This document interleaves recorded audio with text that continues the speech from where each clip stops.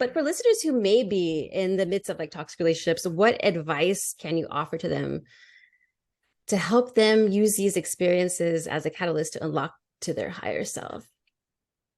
Yeah, so the first step is, if you are in a toxic relationship, if you are questioning if a relationship is toxic, like if you're Googling red flags in a relationship, if you're Googling like narcissism, symptoms of narcissism, like it's toxic.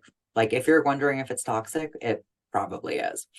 And you get to decide, is this a relationship I want to be in? Am I settling? Am I settling for less than I deserve? And if the answer is yes, then you get to choose yourself.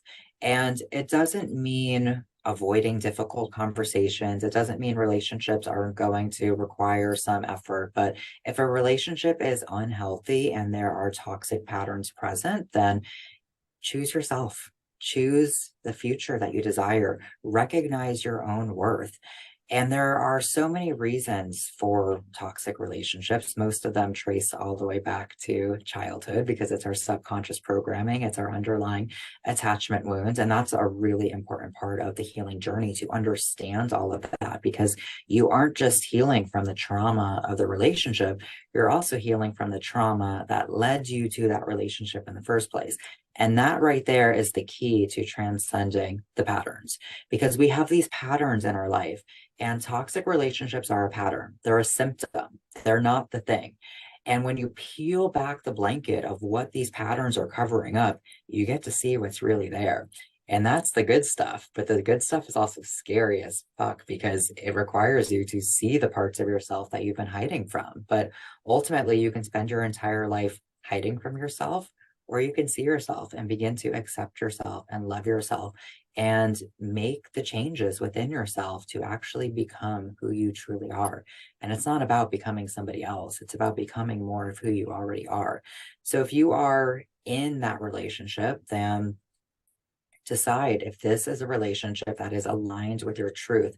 Is this a relationship that is a reflection of your own worth? And if not, then you need to make a decision. You have to make a choice. And you're never, ever, ever going to feel ready to do something scary.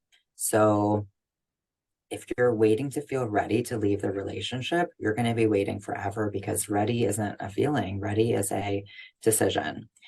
And trusting that you are going to be guided and supported on your journey. And there are support and resources available for you. I have some resources that I can share with your listeners if they're looking for some guidance on navigating the aftermath of toxic relationships.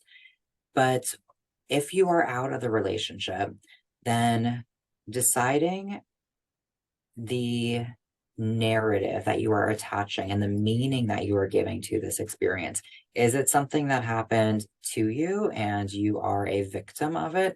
Or are you going to choose that this is going to be an empowering journey for you, and you're going to be able to look at using the experience as a way to grow and evolve and develop the relationship with yourself? And it's a choice, so you get to choose to focus on what the experience is going to lead you to, rather than running away from the pain.